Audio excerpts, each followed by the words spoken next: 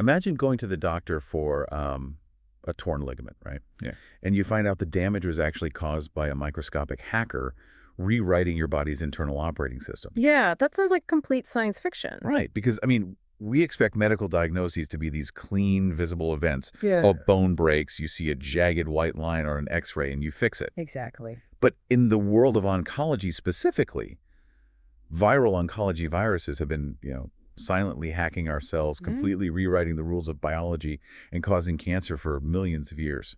It really is the ultimate biological stealth mission. Unlike a sudden physical trauma, a cancer caused by a virus is just a slow, intricate, and deeply subversive process. Yeah. These pathogens, they don't just damage tissue, they fundamentally alter how a cell interprets its own identity. Which is exactly why we're here. Welcome to this deep dive. Whether you're a medical student prepping for your boards, a young oncology professional, or just like a fiercely curious learner, our mission today is to comprehensively unpack the fundamentals of oncogenic viruses. All right. And we are pulling directly from the incredibly detailed clinical and molecular research compiled in Oncogenic Viruses, Volume 1. And the goal for you today is to walk away with a really clear, scientifically accurate understanding of exactly how these specific viruses bypass our cellular defenses. Exactly. We're going to look at the molecular mechanisms they use, how they synergize with environmental toxins, the surprising places they hide in the body, and ultimately how modern medicine is turning these hackers into our most potent weapons. So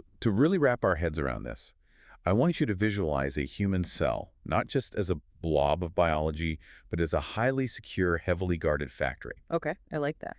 Now, an oncovirus is a rogue microscopic manager that sneaks onto the factory floor. But they don't just smash the machinery, right? No, not at all. They quietly destroy the factory safety manual, and then they physically weld the main assembly line switch into the on position, forcing the factory to expand uncontrollably into a massive tumor. That is a brilliant way to frame it. Yeah. Because you really have to distinguish between different types of viral attacks. Right. Take a virus like SARS-CoV-2. That is a lytic virus. Its primary urgent goal is just rapid replication. A smash and grab. Yeah, exactly. It enters the cell, uses up all the resources to build millions of copies of itself, and then violently bursts or lyses the host cell to spread. Wow. But oncoviruses are entirely different. They're insidious. They establish latent infections. They weave their code into the cell and subtly manipulate the cell cycle, often hiding in the shadows for years or even decades before a tumor ever forms. So to stop this rogue manager, we have to understand exactly how they get inside and read the blueprints. Right. In virology, we generally divide these into DNA viruses and RNA viruses. Yeah. But how do they actually interact with our human code? Well, it comes down to their molecular payload. DNA viruses, like the human papillomavirus, hepatitis B, and Epstein-Barr virus, they carry their genetic blueprints in a format our human cells already natively understand. DNA. So when they enter the nucleus, they can physically splice their viral DNA directly into our host chromosomes. Or, they can exist as episomes. Okay, let's contextualize that for the listener. What exactly is an episome in our factory analogy? Think of our genome as the official, bound blueprint book of the factory. An episome is an independent, circular piece of DNA that floats right next to the blueprint book. So it isn't stapled into the pages. Exactly. It's like a rogue sticky note left on the manager's desk. Every time the cell divides, it dutifully copies that sticky note right along with the main blueprints. Wait, I'm struggling with the RNA side of this, though.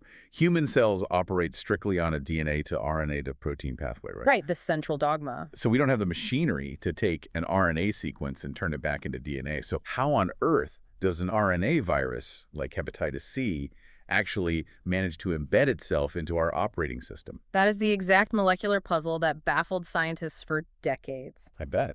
RNA viruses bypass our normal biology by bringing their own specialized enzyme called reverse transcriptase. Oh, wow. Yeah, so when an RNA virus enters the cell, it uses this enzyme to force the human cell to read its viral RNA backward, reverse engineering it into a strand of DNA. That is wild. It's forcing the host to translate a foreign language into its native tongue just so it can be assimilated. Precisely. And it's devastating because once that RNA is reverse transcribed into DNA, it permanently integrates into the host genome. It's permanent. Yeah, it's no longer just an infection. It is a permanent genetic transformation. It becomes part of the host's genetic legacy. Okay, let's look at what happens once they are inside. The molecular pathogenesis of HPV and cervical cancer is probably the most striking example of this hacking. Absolutely. The research details how the virus uses two highly specialized oncoproteins, E6 and E7. Yes, E6 and E7 are the primary weapons HPV uses to seize control of the cell cycle. To really understand why they are so lethal, you have to understand the host proteins they target. Right. The E6 oncoprotein specifically targets a host protein called P53. Now, P53 is often called the guardian of the genome. So if we think of the cell cycle as a car, Right. NANF P53 is the emergency brake and the onboard diagnostic system. If it senses DNA damage, it halts cell division to allow for repairs.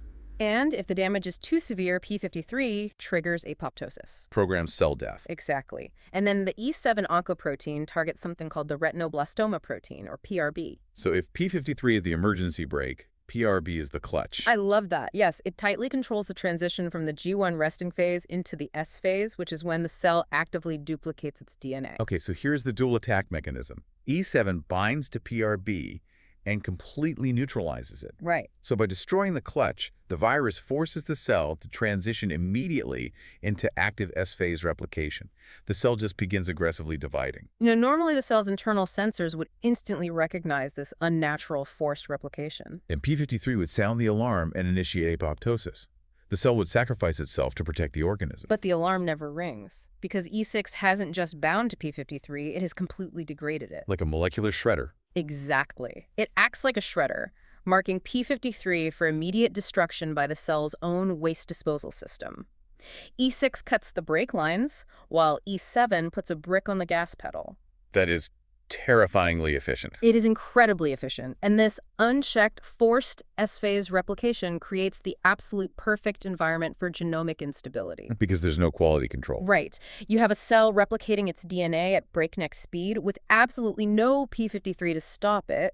Massive genetic errors accumulate rapidly, eventually transforming a healthy cervical cell into a malignant carcinoma. But if you're listening to this and assuming that a viral infection is a guaranteed death sentence, that's where the narrative shifts, because cutting the brake lines is often just the first step, right? That is a foundational concept in modern oncology. Viral infection is often necessary, but rarely sufficient on its own to cause cancer. You need to push. Right. It usually requires a synergistic second hit from the host's environment. Let's look at hepatocellular carcinoma or primary liver cancer. HCC. Yes. We know that hepatitis B and C are massive drivers of HCC. The viral proteins directly interfere with liver cell signaling and cause chronic inflammation. But the progression from chronic infection to full-blown liver cancer is drastically accelerated by environmental and metabolic cofactors. We're talking about the perfect storm.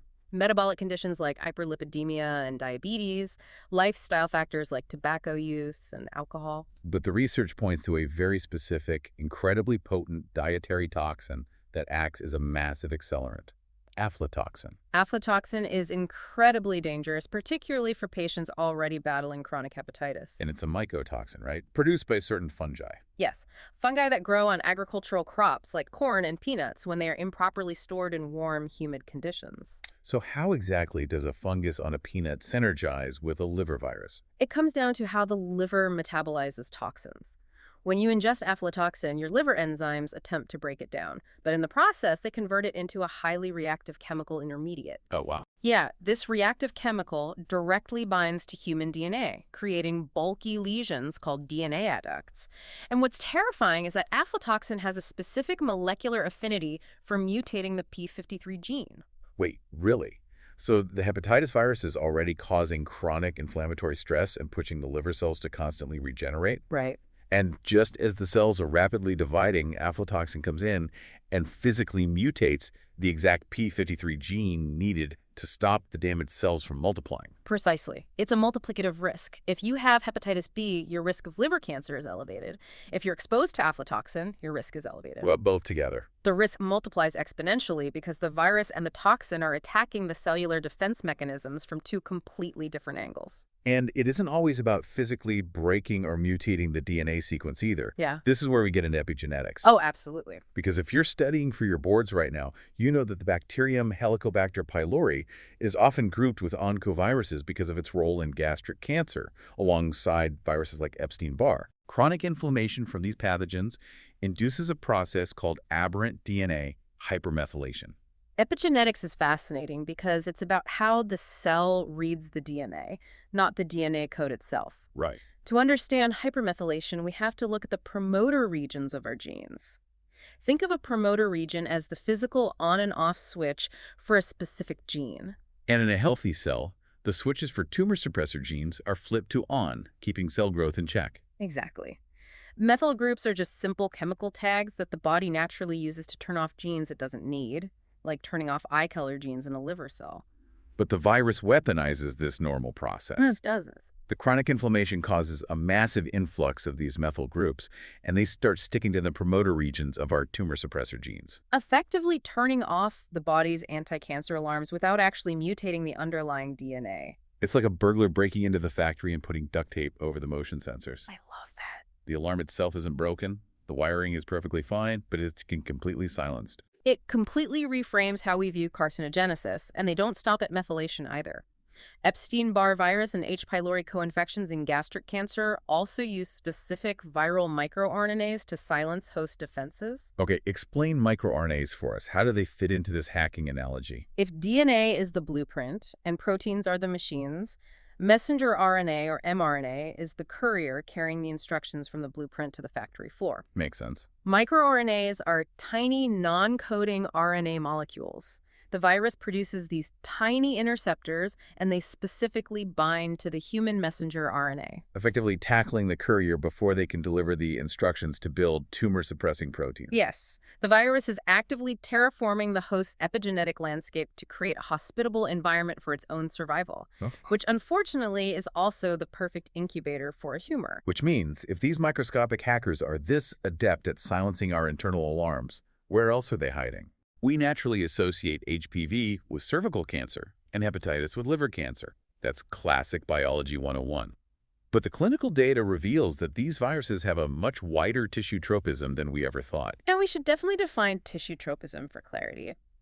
Tropism refers to a virus's preferred neighborhood in the body, the specific cells and tissues it has evolved to infect most efficiently based on the receptors on the cell surface. Historically, we thought their neighborhoods were strictly limited. But modern molecular pathology is blowing that wide open. Yeah, when researchers actually started looking at breast cancer tissue, specifically highly aggressive forms like triple-negative breast cancer, they found something that completely upends traditional assumptions. They are consistently identifying the DNA footprints of HPV, Epstein-Barr virus, and something called the mouse mammary tumor virus, or MMTV, right there inside human breast cancer cells. Wait, I have to pause you there. Mouse mammary tumor virus inside human breast tissue. Yes. Are we literally catching a cancer virus from mice, or is this some sort of ancient viral ghost trapped in our own DNA? That is a crucial distinction, especially for anyone studying the origins of the human genome. We really have to separate endogenous retroviruses from exogenous viruses. No, okay, endogenous first. Endogenous retroviruses are essentially ancient viral ghosts.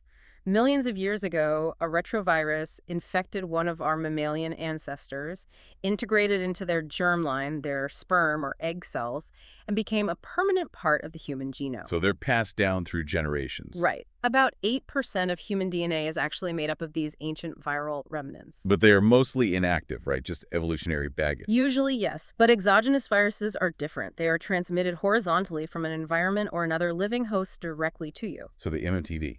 The evidence suggests that the MMTV found in human breast tissue is an exogenous infectious agent. Humans are likely being infected with an MMTV-like virus through environmental exposure, and that virus is then integrating into the genome of the breast tissue. So it's actively altering the cellular microenvironment of the breast tissue today.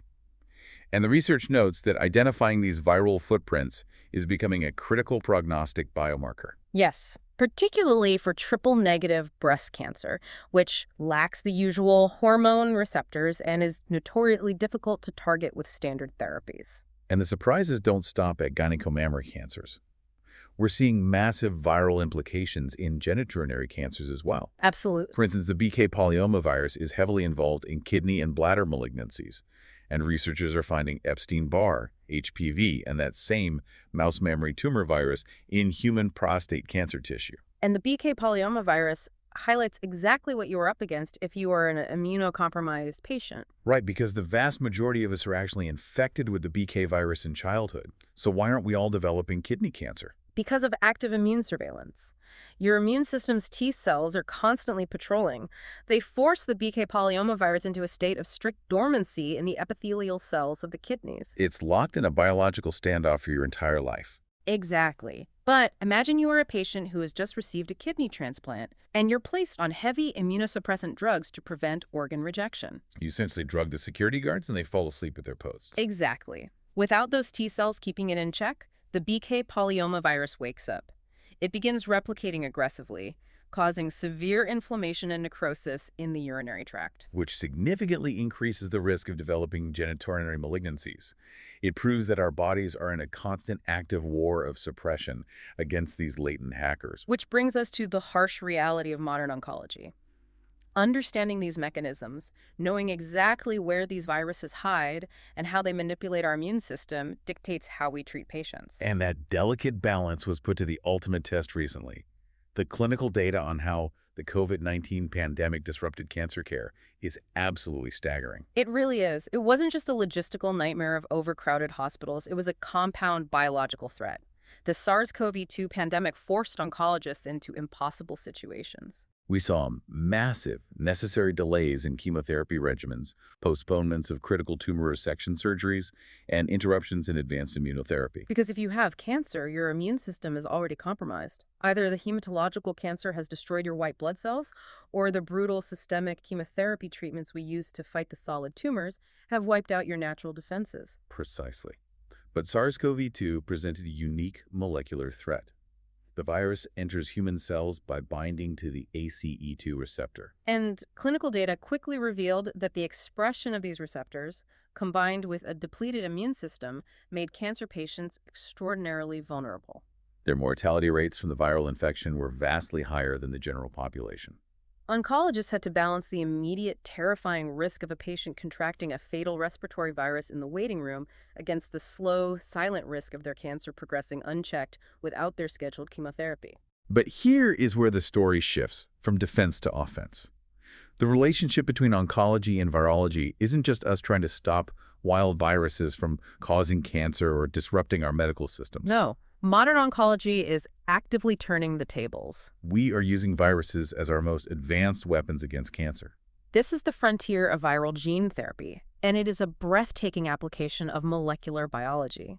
Instead of observing a wild virus-caused disease, researchers are engineering viruses in the laboratory. Okay. They are taking adenoviruses, which normally just cause your standard, annoying, common cold, and they are systematically stripping them down. How do they do that? They use restriction enzymes to cut out the specific viral genes responsible for replication in disease. Let me make sure I'm following this. They are taking a virus nature's ultimate, most highly evolved cellular delivery truck, and they are hollowing out the cargo bay. Yes. They make it replication incompetent, meaning it can enter a cell, but it can't reproduce and burst the cell. Exactly. And then what do they put in the cargo bay? They load it with the exact genetic code that the cancer cell is missing. For example, clinical trials are using these engineered adenoviruses to deliver a functional wild-type p53 gene directly into prostate cancer cells. This is absolute biological judo. Right. We are taking the enemy's own delivery system, stripping out its malicious payload, and loading it with the exact safety manual, the p53 emergency brake, that other viruses or mutations destroyed in the first place. We are using a domesticated virus to cure the very disease wild viruses cause. It is perfectly poetic. When the engineered adenovirus enters the prostate tumor cell, it unloads the functional p53 gene. The tumor cell suddenly regains its internal sensors. It looks around, recognizes its own massive genetic mutations and uncontrolled replication. And the newly restored p53 instantly triggers apoptosis. The cancer cell destroys itself from the inside out. It's breathtaking. But, how hard is it to execute that in a living human? You can't just inject it and hope for the best. That is the ultimate challenge of in vivo gene therapy. You have to ensure the viral vector reaches the tumor microenvironment before the patient's own immune system recognizes the adenovirus and destroys it. Which requires a profound, meticulous understanding of both the viral life cycle and the host's immune machinery. But this targeted virotherapy represents the absolute culmination of decades of basic oncovirology research. We took the exact molecular mechanisms we learned from studying how HPV destroys p53, and we applied it directly to the patient's bedside to restore it.